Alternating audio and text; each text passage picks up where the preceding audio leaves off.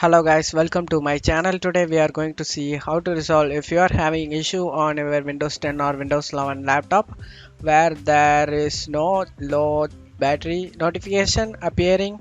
So normally a warning message would be pop up when you have very little battery life remaining and it's request to plug your laptop back in. So if you're not seeing this message, let's enable it guys. For that, and go to search menu and type control panel. Open it guys. Select view by two large icons and just need to select the power options. On left side here you need to select your change plan settings and select the restore default settings for this plan.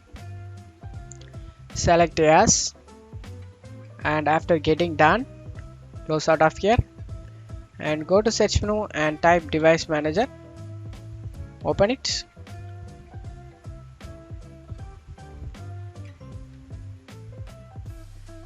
Expand the battery section and right click on the battery listed here. You just need to select it and select uninstall device and select uninstall, and after getting uninstalled you just need to close out of here and go to start icon and select restart.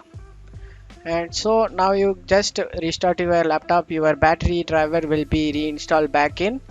After getting back, hopefully this can able to resolve our problem guys. That's it for today's video. Give me a like and subscribe. Thank you.